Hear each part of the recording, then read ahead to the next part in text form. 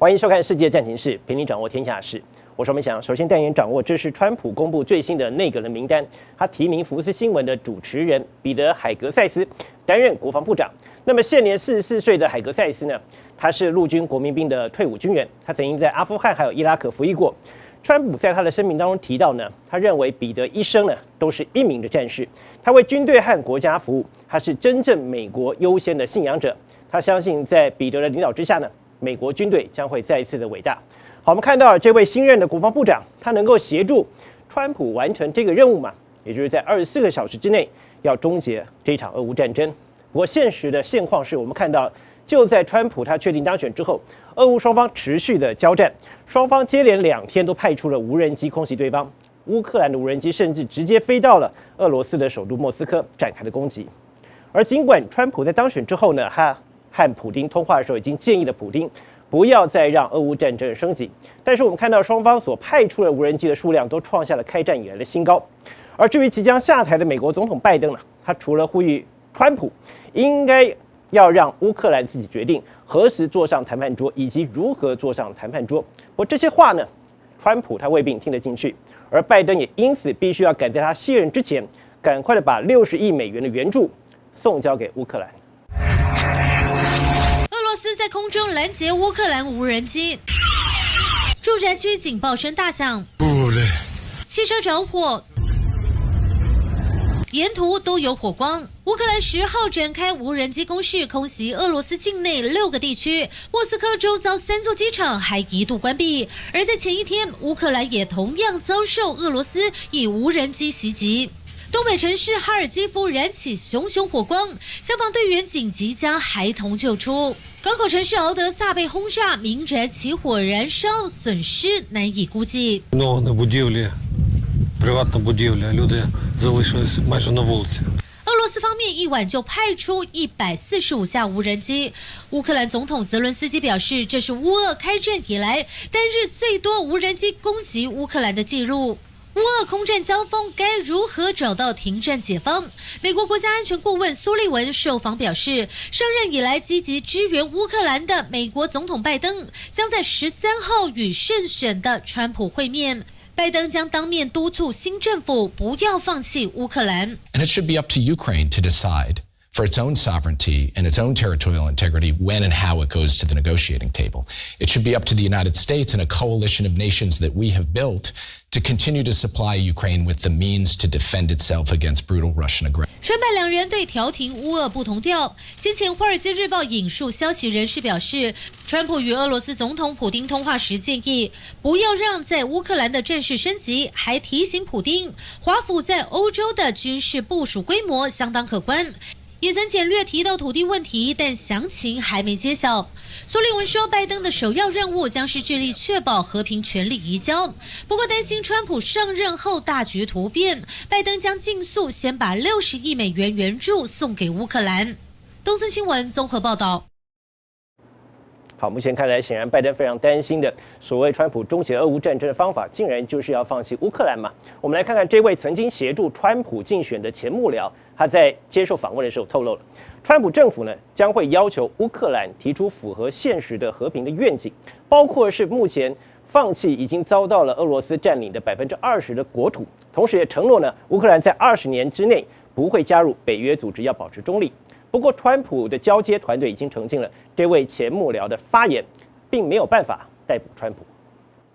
迫击炮射击，武装战斗机起飞，空投炸弹。俄罗斯进逼乌克兰攻势一波波，8号又占领乌克兰6个定居点。川普胜选仿佛助长俄罗斯声势。克里姆林宫表示，普丁已经跟川普就结束乌俄战争进行通话，但目前还没有相关细节。Have a very good relationship, as you know, with President Putin, and I think if we win, I think we're going to get it resolved very quickly. 即便在选前9月时跟泽伦斯基会面，川普也不忘说自己跟俄罗斯总统普丁的好交情。也难怪一知道川普胜选时，外传泽伦斯基打电话恭贺川普的时候，表情似乎相当痛苦。川普选前扬言会在24小时终结乌俄战争。常年担任川普顾问的兰萨接受英国广播公司访问时透露，川普政府将要求乌克兰提出符合现实的和平愿景，包括承诺未来20年不加入北约，也要放弃俄罗斯占领的20%国土。President-elect Donald Trump has been very critical of President Joe Biden's handling of the war, so we could see much more of a push to bring Russia and Ukraine to the negotiating table. 简单来说，就是用割地还有不选边站换取和平。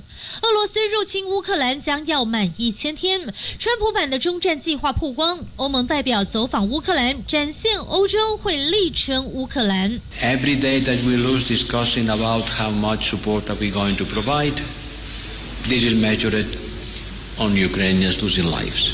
路透也引述川普交接团队的说法澄清，兰萨的发言不代表川普本人，而拜登政府也在剩余任期加快向乌克兰提供军事援助。根据知情人士透露，拜登计划在川普正式就职前，快速发放近60亿美元的安全援助。东森新闻综合报道。好，尽管川普的交接团队已经澄清了，这位前幕僚的发言呢没有办法代表川普的。但如果真的有所谓的割地停战的条件说，那么乌克兰会答应吗？别忘了，泽伦斯基他也曾经非常强硬说，他绝对不会接受割地换和平。但显然形势比人强，大家都不想要再花钱帮乌克兰打仗了。包括是我们看到了欧洲国家为了要制裁俄罗斯呢，他们没有办法买到比较便宜的天然气。以上种种国际现实的压力呢，恐怕最后逼迫乌克兰不得不终究要坐上谈判桌。I would get a settlement in 24 hours. 选前声称速战速决乌俄战争，按照这逻辑，明年2025年1月20号川普上台，乌俄战争就可以在满3年前结束。然而全世界都知道，那只是川式狂言，乌俄战争哪有那么容易画下句点？ Взагалі для нас в Україні, в усій Європі надзвичайно важливо було увесь час чути слова тоді ще 45-го президента Сполучених Штатів про мир завдяки силі. Peace through strength. 乌克兰形式上恭贺川普当选，实际上清楚川普外交强硬将不利于乌克兰。乌克兰和谈卡在双方立场，侵略别人的俄罗斯笑想把俄语区都变成自己的。西方国家折中希望，最多只能让出被俄罗斯占领的乌东。然而对乌克兰来说，不能接受割地，凭什么被侵略最后后院还要送别人？但从2022年2月至今，乌克兰战争已经打了快3年，国际现实可能迫使乌克兰委曲求全。名义上领土还是我的，只是被俄罗斯占领了。那未来拿不拿得回来再说。可是呢，那也是一种现状点交的概念。乌克兰或许两个都不喜欢，可是两害相权取其轻的话，我个人研判，或许停火或停战协议，就现在的边界，或许是一个相对可行的选择。美国从民间到政府不断资助乌克兰，光战争开打2022年就提供1120亿美金，更别说2023、2024年还有欧洲国家的支出，大家都不想再花钱。加上为了制裁俄罗斯，欧洲国家就无法买到较便宜的天然气。台经院研究人员王彦章分析，美国选举展现的国内势力反扑将复制到欧洲。对欧盟来说，援助乌克兰，他们有几个很大的成本要支出。第一个是付美国的保护费，第二个是他们对乌克兰的军事援助也是他们的国防支出，第三个是选择站在乌克兰这一边就要买比较贵的进口天然气。虽然欧盟有想要在2027年摆脱对俄罗斯的能源依赖，但不可否认的是，国内的压力一定是逼着政治人物要更关注经济发展，而不是用国家的资源去援助乌克兰。能源牵动经济发展，更大能源库在中东。只是这一股能源不只驱动车辆，更驱动仇恨。2024年10月，伊朗夜空中狂轰以色列，回顾近年纷扰的中东局势，2023年哈马斯在音乐节突袭以色列人，绑架屠杀至少364人，掀开序幕。之后，以色列除了对哈马斯所在的加萨猛攻，2024年更发动 BB 扣攻击黎巴嫩真主党，至少3000人伤亡。2024年10月，伊朗用200枚导弹还击以色列，中东火药库再次被点燃。الان کشور خیلی نگران این که ترامپ رأی آورده نیست. خب چه فرقی میکنه؟ به هر حال مگر که خیلی فرق زیادی وجود داشت بین این دوتا. خیلی از نظر ما فرقی نمیکنه و چه بودجه‌ای که کشور دیده و چه تمهیداتی که از قبل هم پیش بینی شده بود برای امنیت اقتصادی کشور. 上一任内，川普就把美国驻以色列大使馆迁到耶路撒冷，故意激怒其他中东国家。We are more than friends. We are great allies. We had a terrific discussion today, and when I say terrific, it encompasses everything. 川普对以色列超级友好态度，第二任恐成为战云密布中东的新战火。川普他在竞选的时候也从来没有说过以色列应该要停火或者要有更多的自治，所以换句话说，川普很可能是希望以色列赶快达成他目前设定的战略目标，然后再停止。那以色列当然看到川普上来，他可能会觉得机会之窗赶快做，当然他也会给川普一些面子啦。所以看起来这个以色列可能最近的军事行动，或许还会再有几波。川普选前把世界的战火归咎于拜登的软弱无能，以此二分外交基调胜选。这一次重回白宫，各界都在看他是比上一任的自己狂，还是在美国人信仰的上帝前学会谦卑。东森新闻副嘉信刘占豪、李梦堂台北报道。川普反而会学会谦卑吗？他的当选真的是以色列的机会之窗吗？而对于战云密布的中东地区来说，究竟是停火还是点火才会符合美国的最高利益呢？目前看来，以色列显然没有停火的打算，甚至在一场例行的内阁会议，我们看到了总理纳坦雅胡他首度的坦诚，先前在黎巴嫩还有叙利亚所发生的 BB 扣的连环爆炸事件，就是由他亲自批准的行动。同时间，他也提到了川普在胜选之后，两个人已经通话了3次，这是意味两个人之间的关系非常密切吗？不过值得关注的是，川普的小女儿蒂芙尼呢，在2022年的时候嫁给了黎巴嫩的富商之子麦克布鲁斯。他的父亲呢，曾经在竞选期间帮川普大力的拉票过。他说呢，他们需要一位强而有力的美国总统来制止这些战争，但他认为这是非常困难的事情。出席哈马斯袭击被害者纪念活动，以色列总理纳坦雅胡被死者家属痛骂，但他无动于衷。一意孤行的表现不仅于此，以色列时报10号揭露，纳坦雅胡在内阁会议上亲口证实，尽管国防部门资深官员反对，但他还是下令发动针对黎巴嫩武装团体真主党的呼叫器与对讲机爆炸袭击案，造成至少37人死亡，近3000多人受伤。爆炸案近乎无差别攻击，这也是以色列首度证实自己就是幕后主谋。以色列没有停下攻击脚步，对黎巴嫩首都空袭一整晚。车辆起火燃烧，消防人员四处救火。在川普胜选后，似乎让纳坦雅胡更有底气，将攻击行动进行到底。在川普上届任期主导中东政策的大女婿库许纳，还曾帮川普制定一套明显偏袒以色列的和平计划。但卷土重来的川普竞选时，其实也承诺过，希望中东地区能和平停火。川普小女儿蒂芬妮嫁给黎巴嫩富商之子麦克布鲁斯。与大女婿不同，布鲁斯在黎巴嫩出生，在奈及利亚长大，是黎巴嫩亿万富翁、机动车辆与设备大亨马萨德布鲁斯的儿子。川普亲家马萨德不仅竞选时帮他拉拢摇摆州阿拉伯裔票源，还提供他相关中东问题建言。We need a strong U.S. president to stop these wars, to put an end to these wars. It's very tough. From a humanitarian point of view, it's very, very sad. 白宫政权交接之际，川普2.0的中东政策尚未明朗，他的不可测性不仅让中东国家难预测，恐怕也会让以色列面临不同的压力。东森新闻综合报道。好，除了中东问题之外，面对台海的局势，川普他的态度又是什么呢？他在竞选的期间曾经说过，台湾如果需要美国的军事保护，那就必须付出更多的保护费。更具体的说呢，就是台湾的国防预算必须要提高到 GDP 的10%，要向美国购买更多的武器。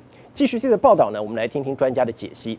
这位是曾经担任驻美代表的高硕泰，他直接点出了川普呢，他就是一个100%的交易型的人物。他心中的逻辑就是他不喜欢被别人占便宜，需要美国保护，那么就请你付钱。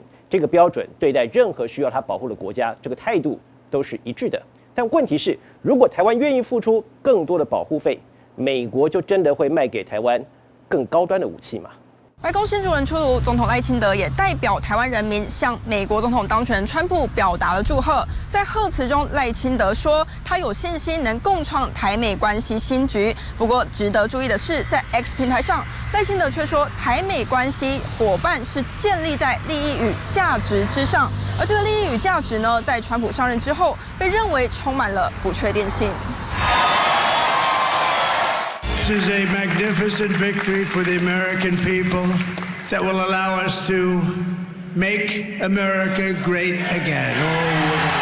川普的胜选演说慷慨激昂，但要向国际传达的只有一句话：美国利益至上。对台湾来说，就得证明在美国伟大的过程中，如何不能没有台湾。他有他的想法，基本上我们定位他是一个商人从政，对一个比较独裁的或者一个相信共产主义这样制度的一种设计我不相信他们会接受的。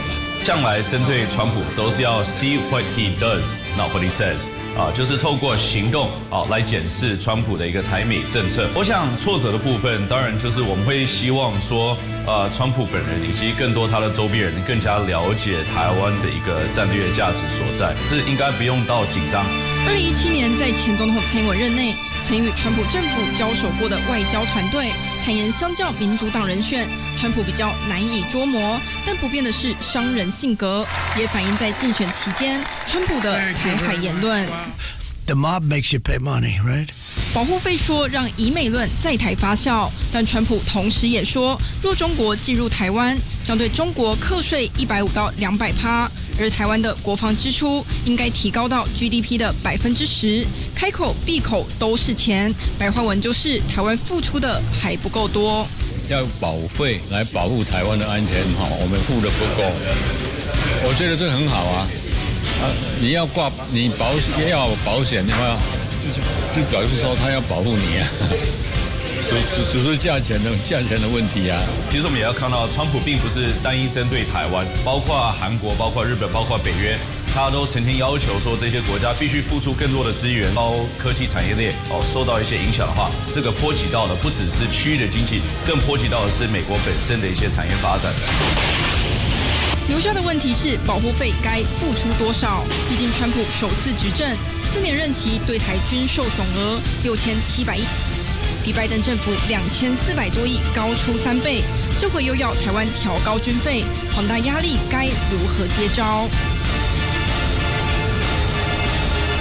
可能他未必很理解说，5跟10的差异因为这个数量是非常的大，但很明显他认为台湾的自我投资还并不足够，但可以作为是一个施压，但是他很符合他的心中的一个逻辑，就是他不喜欢被别人占便宜。不过狂人当政，我国过去求之不得的军购项目能否重新讨论也受到关注。专家预期，相较民主党倾向让台湾打造不对称战力，川普更愿意售台高昂的在台类武器。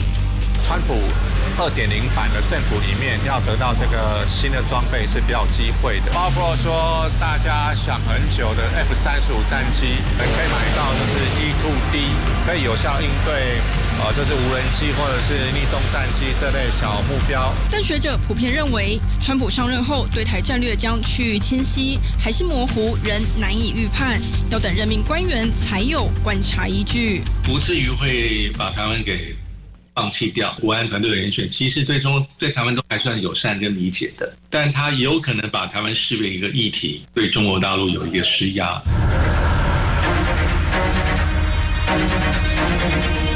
这一次不能是2016年川普的2.0，也不能认为是8年前川普的续集，重要的人事安排、决策的思维呢，会有很大的，不敢说颠覆，但是有很多程度的翻转。我们在华府最大的资产、最大的 asset、最大的啦啦队，就是国会。被前驻美代表高硕泰称为100%交易型人物的川普将重返白宫，外交团队现阶段能掌握的，或许是先与新政府找出台美利益共同点。东森新闻中好，张远春台北报道。好，川普要求台湾要付出更多的保护费，而台湾政府也已经做出正面的回应了吗？我们告诉您，这是英国金融时报在11号的时候披露，台湾正在研拟要向美国购买总价值超过150亿美元，也就是相当于新台币将近5000亿的武器，包括是神盾舰以及 F-35的逆踪战机，要借此向即将上台的川普新政府表达台湾加强抵御中国大陆的决心。高速起飞，直冲天际，以近乎90度直角不断往天空爬升。美军 F-35战机是美国与盟国在21世纪的主力战机。英国金融时报披露，台湾考虑向美国进行超过150亿美元的大规模军事采购，其中就包括60架 F-35战机。这款美军第5代逆踪战机可以密接支援轰炸防空截击，而传出国军属意的是可垂直起降的 F-35B。Bread and butter is stealth.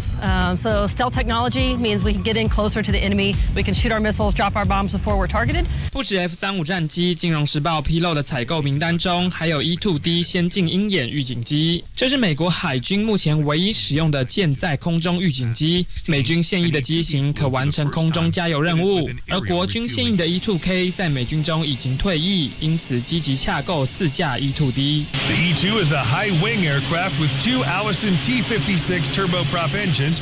Using a retractable tricycle landing gear and tailhook, the E-2 can launch from and land on modern aircraft carriers. 不止补足空中军备，也得强化海上战力。金融时报指出，国军可能要求购买美军提冈德罗加级飞弹巡洋舰，这是美军首款配备神盾系统的战舰，可以扫除空中敌军战机和反舰飞弹。Their primary armament, the vertical launching system, employs both the long-range surface-to-surface Tomahawk cruise missile and the standard surface-to-air missile. 金融时报更指出，台湾想要采购大约400枚爱国者飞弹，反制敌机与弹道飞弹。国军目前有3个爱国者飞弹营，传出有意增加第4营部署于花东。金融时报分析，台湾拟定积极大胆的军购案，除了表明加强抵御中国的决心，也展现与川普新政府建立良好关系的开端。东森新闻国际中心综合报道。好，台湾是愿意付钱的，但是真的能够买到想要的武器吗？我们来看看这个最新的人事的任命消息。如果属实的话，对于接下来台美关系的发展，当然也是一个正面的消息。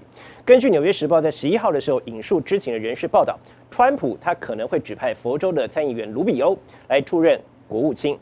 卢比欧他的挺台立场是非常鲜明的。我们看到他曾经认为呢，台湾最终将会是一条红线的议题，唯一能够阻止中国动武的方法呢，就是要确保中国武力的犯台的代价相当高。川普将重返白宫，他的新人事布局陆续被外媒曝光。国务卿将指派佛州参议员卢比欧出任。We, as parliamentarians from across the world, call on the World Health Organization to invite Taiwan to participate in the World Health Assembly next month.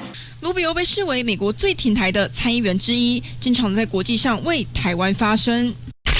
2020年2月，总统赖清德以副总统当选人身份访美时，两人也曾见过面。赖总统事后发文提及，诚恳邀请卢比欧来台访问。2024年7月，卢比欧被问及川普的保护费说时，则缓颊会继续支持台湾，但同时也强调台湾面临生存威胁，应该增加国防支出。I do believe that eventually it is a red line issue for China, and eventually, if necessary, they will move if by force. The only thing that would prevent that from happening is if the cost of doing that is too high. 值得注意的是，卢比欧曾在2020年先后因香港、新疆问题两度遭到北京制裁，这是否代表台湾也将面临压力？未来对台军售有可能在量上会是会放大。